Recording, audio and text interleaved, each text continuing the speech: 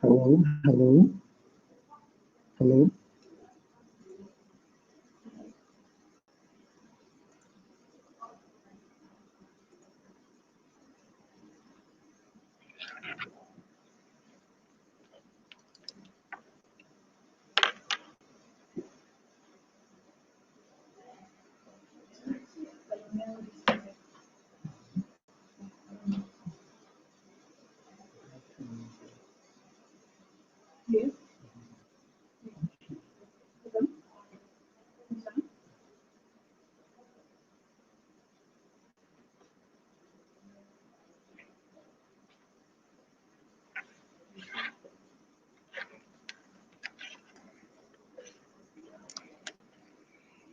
Hello, hello, good afternoon.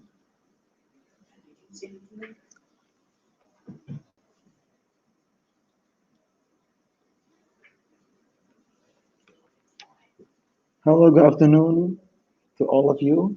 If you guys can hear my voice clearly, please type yes. If you cannot hear clearly, please type no.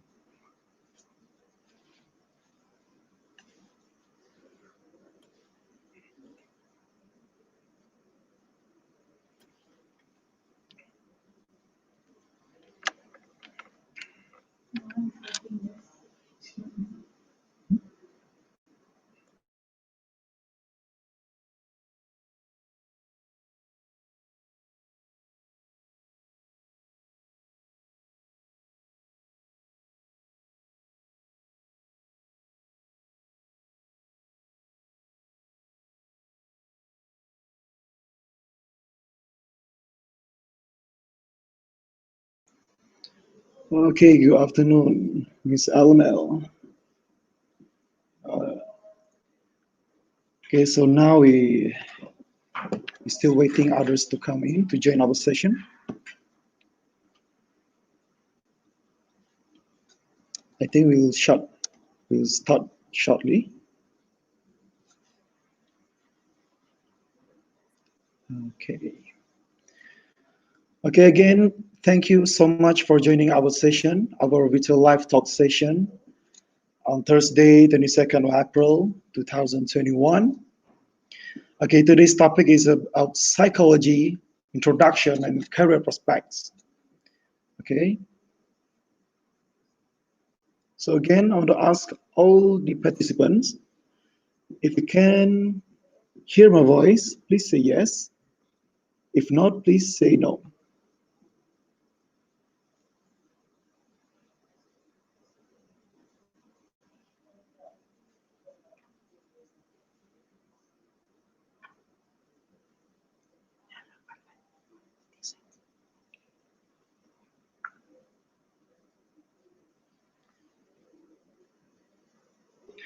All right.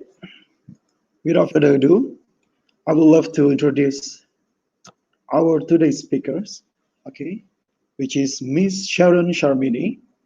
She has Master of Clinical Psychology from Harvard University and also Bachelor of Science in Psychology and Cognitive Neuroscience from Nottingham University. Currently, she is a psychology lecturer at SEGI College, Sarawak, and she also a clinical psychologist registered with the Malaysian Society of Clinical Psychology.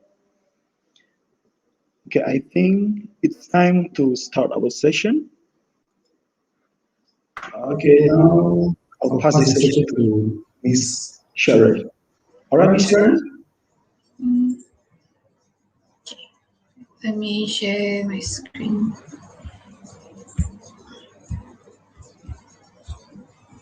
Am I sharing my screen? Yeah.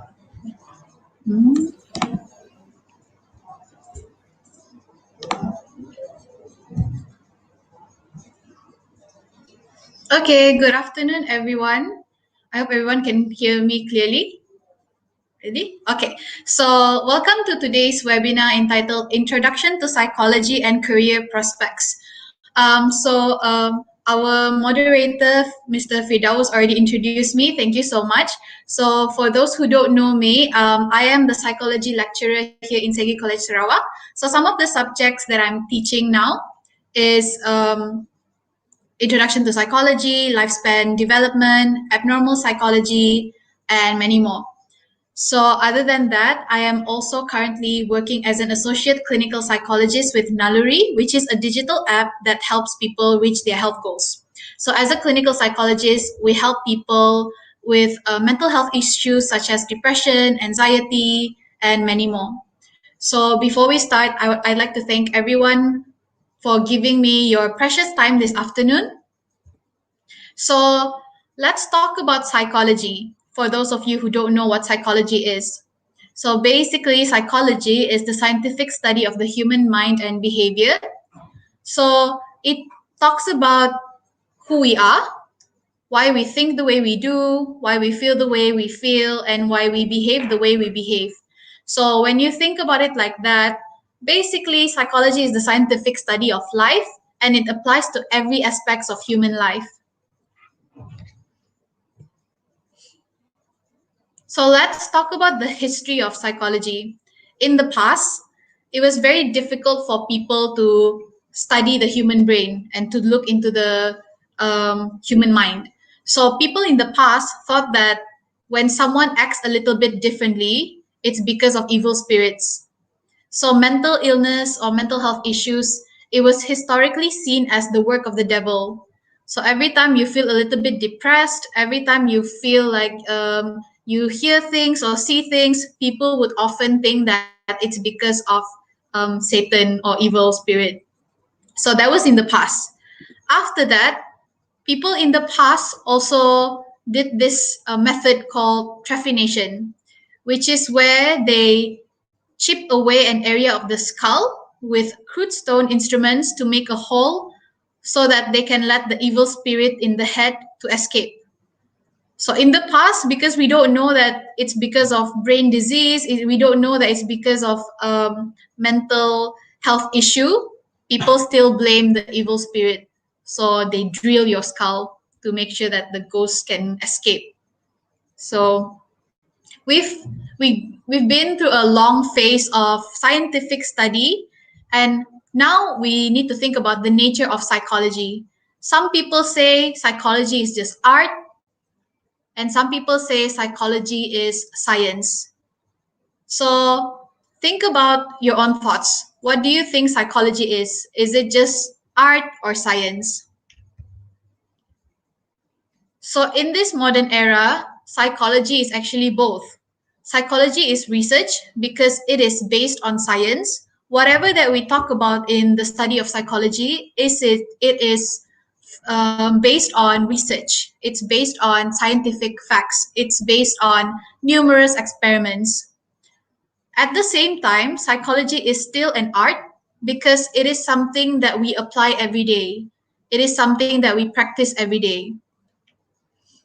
And when you think about psychology, most people assume that it's related to reading someone's mind. Or when you think about psychology, or if you're a psychology major, people would think that you should lay on a couch and share your feelings, all of that. But psychology is not just that. Psychology is not reading minds. Psychology is not talking in the couch. Psychology is not just counseling. It's actually the study of many things. So the first of all, it's look into your behavior. It is also the study of mental functions. So the main goal of psychology is to explain, predict, and control behavior and mental processes. So after blaming all the evil spirit and Satan, in the 19th century, we learn about the historical origins of scientific psychology, which is the idea that the mind and behavior could be the subject of scientific study developed in that 19th century. So some of the early schools of psychology includes the first one, structuralism. This is the analysis of mental structures. So people look into mental structures. And then you have functionalism, the study of mental adaptation. Then you have behaviorism, which looks at conditioning to shape behavior. Then you have Gestalt psychology, which looks at how your experience can shape your perception. And you also have psychoanalysis, which looks into your unconscious motives, desires, and how it shapes personality. So all of these are probably new words for all of you, which if you take psychology, we will look into each of this school of psychology in more detail. So if I show you this picture, so what do you see when I showed you just now? So just take a few seconds to look at the picture and think about what do you see. So do you see a face, two faces facing each other, or do you see a vase? Because I've made those suggestions, are you switching between seeing a vase or do you see two faces? So which one is the correct image? So this is one of the more simplest psychology type figure, ambiguous figure that we kind of looked into. So this is called the Rubin's vase ambiguous figure. So the figure in the image can appear as a vase or two faces directly opposite of each other. And this is looking into figure ground vase, which is discovered by Edgar John Rubin. Another one of ambiguous figure that you might see before is this picture. So take a few seconds to look at the picture. Do you see an old woman or do you see a young woman? So the old woman and the young woman, they are both trapped in this famous optical illusion that was first appeared on an 1888 German postcard. And this was later adapted by a British cartoonist. And he named this My Wife and My Mother-in-Law. So in a study in the past, they assume that the person you see first could be affected by how old you are. So example, if you see the old women first, it might mean that you are a bit older. But if you see the young lady first, it might reflect that you're a bit younger. But of course, this is just like based on the participants that they had in the past. So this is one of the ambiguous figure that we sometimes talk about and why people see what they see first. So this is all what psychology wants to look at. After the 19th century, we go into the 20th century developments of scientific psychology. And this is where they introduce other school of psychology or other theories and models. So the first one is called information processing model, which is the study of humans as processors of information. So information processing model states that we process things like how computer process things. So just think about if humans are computers, you have input and then you process the input and then you have output. So basically information processing model states that we work kind of like computers. The second point is psycholinguistic, which is the study of mental structures associated with language. So psycholinguistic starts to look into language. And the last one is neuropsychology, which is the study of relationship between neurological events and mental processes. And then now, in the 21st century, we can divide our psychology into two major branches. So the first one is research, and the second one is practice. For research psychology, it seeks to increase our knowledge base, and for practice, our knowledge is applied to solving problems in the real world. So some of the major psychological perspectives in the 21st century includes the first one, cognitive neuroscience. So cognitive comes from the word cognitive, which is your brain. So it focuses understanding cognitive processes using new techniques, including neuroimaging and brain imaging. The second one, evolutionary psychology, studies the biological origin of psychological mechanisms. The third one, cultural psychology, studies how culture influences mental representations and psychological processes. And the final one is positive psychology, which seeks to understand human flourishing using empirical methods. So, positive psychology is something that I am personally into because it looks at how happiness, all of this positive energy can help you flourish. So, this is definitely 21st century psychological perspectives that research are giving more attention to. Other than that, there are so many different fields of psychology that I would like to discuss on today, just so that all of you psychology students can see how psychology is not just one thing. Psychology is not just reading your mind, psychology is not just counseling. I want everyone to realize that psychologists, we basically think about the study of human mind and behavior, but at the same time, it's such a huge topic and you can convey the depth and breadth of the subject. And as a result, a number of unique and distinctive branches of psychology have emerged to deal with specific subtopics within the study of mind, brain, and behavior. So the first one I want to talk about is my favorite one, which is abnormal psychology, or another name for it is clinical psychology. So clinical psychology is the area of psychology that looks at abnormal behavior or psychopathology. So mental health professionals would help to assess, diagnose, and treat clients with mental health issues and treat clients with a wide variety of psychological disorders. So if you think about psychological disorders, you might have heard about anxiety, depression, schizophrenia, um, what else? Other mood disorders, bipolar, and many more. So within abnormal psychology, you can be a counselor, clinical psychologist, or psychotherapist who are often involved directly in this field of abnormal psychology. Next, you have the field of behavioral psychology. So if you look at the picture, you can see an instructor and a dog.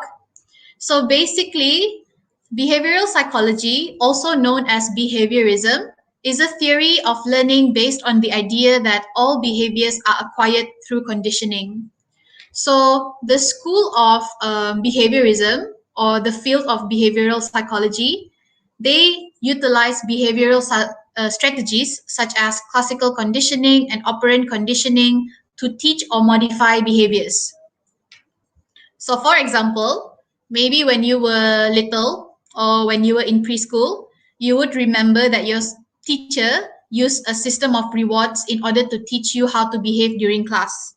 So, if you remember, if you are a good student, your teacher will give you gold stars and any sort of special privilege. So, by giving you some reward, it will increase good behavior. So, these are some of the things that um, behavioral psychology looks at. Next, we have the field of biopsychology. So, biopsychology is a branch of psychology focused on how the brain, neurons, and nervous system can influence our thoughts, feelings, and behavior. So, they like to look at our brain, they like to look at if there's any abnormalities, if there's any injuries or diseases, and how those diseases or injuries or anything that's wrong with your brain, how it relates to how you think, how you feel, and how you behave. So this is a very interesting one. Oops. Other than that, you have cognitive psychology, which I already shared just now. Cognitive means your brain or your mental states. So cognitive psychology is centered around the science of how people think, how people learn, and how people remember. So cognitive psychologists, they usually look into other things such as your motivation, your language, your learning, your memory, your attention, your problem solving skills, and many more. So cognitive psychology will focus a lot on what is going on in your internal world or your what goes on into your mental state lah. The next one is social psychology. So if you look at the picture, you can see so many hands, so many people there. It basically looks into explaining and understanding social behavior. So some of the topics that you will learn in social psychology include group behavior, social interaction, leadership, nonverbal communication, and social influences on decision making. So in this field of psychology, we try to look at social influences on behavior. And we also look at how people perceive and interact with one another. So just have a think about yourself. When you are alone, you act in a way. But when you are with your friends, you might act differently. So that is the influence of other people and how they affect you. So in social psychology, we all look at this, how you feel when you are alone versus how you feel when you are in a group of people. And why is it when we are in a group of people, we usually follow what they say. We usually conform to society, we usually listen to authorities and all of that. So that is all what we will look at in social psychology. And this one, counseling psychology, is one of the largest individual subfields in psychology. And this is probably something that you have heard before. Counseling psychology is one of the largest individual subfields in psychology, which is centered on treating clients with experiencing mental distress and a wide variety of cognitive and psychological symptoms. So, counseling psychology is where you counsel people who might need help understanding what they are going through. So, it's not just talking to people, you are basically helping people organize their thoughts, you are basically helping people be their support system at the time they need you the most. So, this is one branch of psychology that is also quite famous in Malaysia. You have educational psychology, which is the branch of psychology concerned with schools, teaching psychology, educational issues, and student concerns. So educational psychologists, they often study how students learn or work directly with students, parents, teachers, and administrators to improve students' outcome. So in educational psychology, we look at what makes students different from one another. We look at what teaching methods suit each type of student, and we also look at students with special needs and how to help them and all of that. Forensic psychology, on the other hand, deals with issues related to psychology and the law. So this is for people who are into CSI, crime scene, all of that lah. If you like to know how psychology relates to why criminal do this, why they kill people, who is the killer. If you're interested in stuff like that, then you might be interested in looking into forensic psychology. So, this may also include studying criminal behavior and treatments or working directly in the court system. So, forensic psychologists perform a wide variety of duties, including providing testimony in court cases, assessing children in suspected child abuse cases, preparing children to give testimony, and evaluating the mental competence of criminal suspects. So, it's very interesting, and you get to look at people, criminal, and their behaviors. Another field that we can look into is IO psychology, or industrial organizational psychology, which is a branch that applies psychological principles to research on workplace issues such as productivity and behavior. So, if you work as an IO psychologist, you try to improve productivity and efficiency in the workplace, and you also look into the well-being of the employees. So, if you are interested to working in a company or working as an HR, you might be interested in IO psychology. Okay, so those are so many different types of fields in psychology. So let's talk about career options, which is the thing that we have to think about when we choose psychology as our major.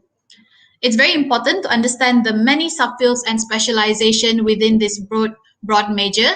So even before you fully decide to become a psychology major, you need to decide if this is truly a discipline you would want to devote your time to. So think about why you choose psychology. Think about, is this really worth my time? And then think about what you like. So for example, if you enjoy helping individuals or family going through personal problems, you might be more interested in counseling psychology or clinical psychology. You might be more interested in listening to them, interviewing them, and testing them. Where else, if you like research, if you like analyzing and collecting data, you might be more interested in educational psychology or biopsychology. On the other hand, you can also choose to research on human and animal behavior, which looks into a different types of psychology major. So make sure that you understand if what branch of psychology you are interested in.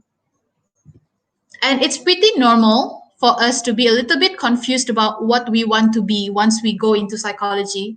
So to gain more information on narrowing your choices, please know that you have the choice to talk to individuals that work in the field that you are interested in. You also have your school or college advisors or individuals who are already in college or university, and internet resources such as university website to help you make decisions. So, for example, over here in Malaysia, one of the things that psychology graduates often become is this one, school counselors. So you can see school counselors, they work with troubled children, those with problems at school and at home and in school, and they help parents in assessing the concerns of their child. So this is just an example of what you can be once you've decided that you like to help people. Um, just be sure that this is what you want to do. And in Malaysia, you can be a school counselor and be registered under Lembaga Counseling Malaysia or LKM. Then you can work in school, you can work in college, or whichever area you prefer.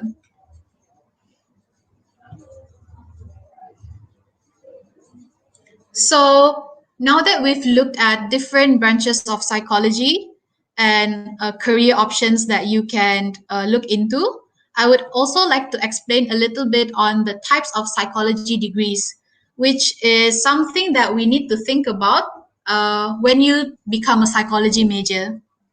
So typically, there's this 5 basic types of psychology degree: your diploma, your bachelor's degree, your master's degree, PhD, and PsyD. So the first one is your associate degree option or your diploma or foundation, which is an undergraduate level degree that usually takes 3 to 4 years to complete, or in some universities, it's just 2 to 2.5 years. And your diploma or your foundation is commonly used as a stepping stone towards earning a bachelor's and is a great way to gain a solid background in psychology before moving on to more advanced studies. So people who complete their diploma in psychology, they often find work in other areas, including advertising, teaching, sales, marketing, and childcare. But it's better that once you've completed your diploma, you move on to bachelor's degree in psychology. A bachelor degree in psychology is an undergraduate level degree that typically takes 4 years to complete. In most cases, there is a much wider range of job opportunities in psychology for those with a graduate degree. So if you have a degree, a few common job titles for you may include case manager, technicians, career counselors, rehabilitation specialists, and many more. Some of the bachelor degree holders also often find work in other areas, such as, again, advertising, sales, marketing, childcare, and also teaching. So after you have completed your bachelor's degree, you may proceed with master's degree in psychology, A master's degree in psychology is a graduate level degree that usually takes between 2 to 3 years to complete. So graduates with a master's degree can find jobs in a variety of areas, including mental health services, government agencies, and business fields. So once you've done your degree, you can take your next step to pursue a career in counseling, for example. So you would take masters in counseling. If you like clinical psychology, then you take master of clinical psychology. Or if you like IO psychology, you take a master's in industrial and organizational psychology. So during masters, it helps if you already know which branch of psychology that you are devoted in. And when you have master's degree in psychology, while there are some opportunities for teaching at colleges and universities, the positions are limited and highly competitive because in Malaysia, psychology is still a growing field. So it is still very needed, but very competitive. So some of the job titles that you might find include social services manager, specialist, behavioral counselor, behavioral therapist, child protection worker, human resource manager, counselor, or clinical psychologist. After you've done your master's, you can continue with your PhD. PhD or Doctor of Philosophy in Psychology is a doctorate level degree that can take 4 to 6 years of graduate study to complete. So the PhD degree tends to take a more research-oriented approach, but does include both theoretical and applied training. So when you do your research in psychology, and as I've shared throughout this 30 minutes, there are such a wide variety of psychology topics or areas that you can look at. So when you do your PhD or your research, your choice will largely depend on what you choose to do after you graduate. So, for example, if you're interested in working in psychotherapy or possibly opening your own private practice, you might want to earn a PhD in either clinical or counseling psychology. Whereas, if you're interested in working in teaching, research, or an applied area, you might choose to earn a PhD in specialty like social, developmental, industrial, organizational, or experimental psychology. So whatever your research is, make sure that you are interested to do it, and make sure that it um, it will be something that you want to do after you graduate. Another option would be the PsyD or Doctor of Psychology, which was created as an alternative to the traditional PhD. So PsyD programs tend to be more focused on professional practice of psychology. So those who earn a PsyD in clinical or counseling psychology are qualified to diagnose and treat mental disorders, conduct psychological tests, and provide psychotherapy. Just as with the PhD degree, PsyD students are required to complete a supervised practicum and internship in a clinical setting. And the practicum usually involves working part time under the supervision of a licensed psychologist, while the internship is a full time position that lasts at least 1 year. So I'm just explaining there's a lot of things that psychology majors can do, and you can always continue to learn and um, get more knowledge in this psychology area.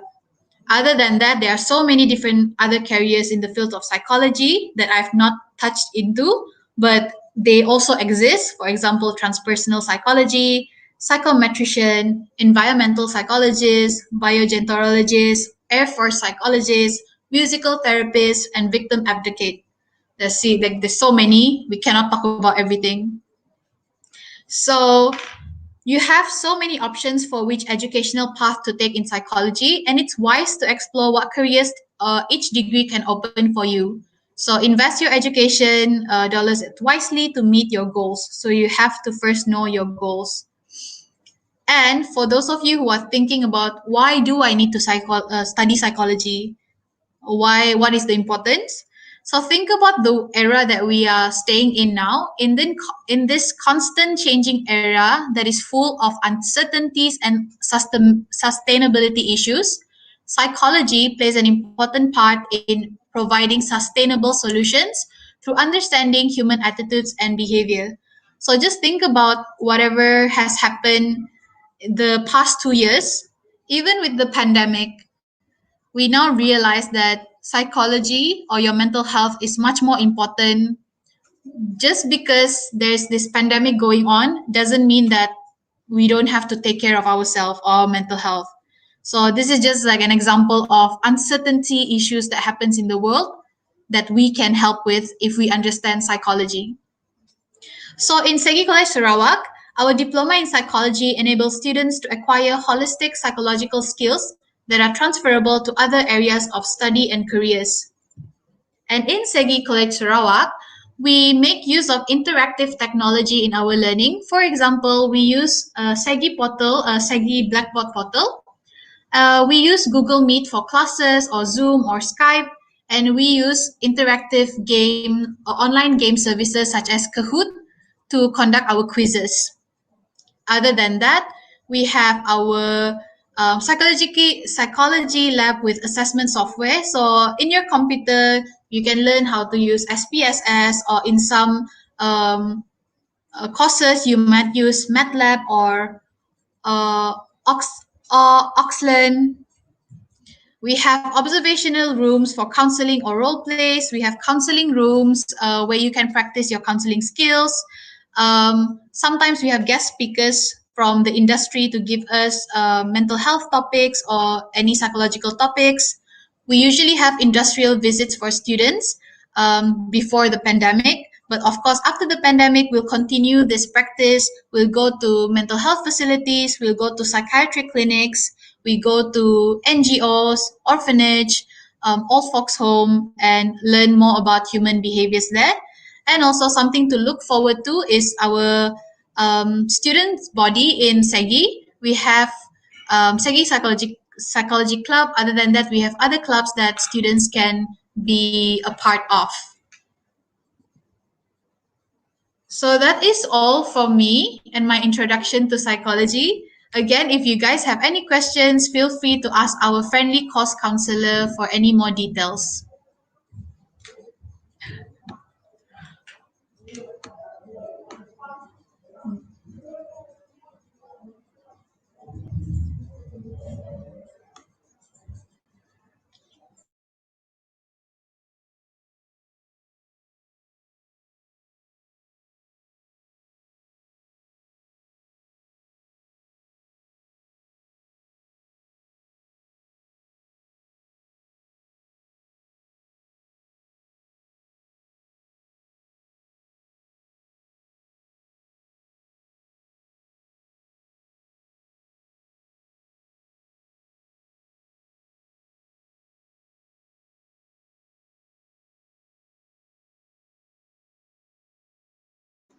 All right, thank you, Ms. Sharon, for the sharing is now.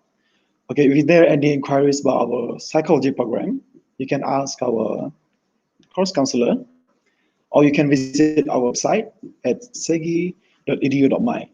Okay, that's all from us. See you soon.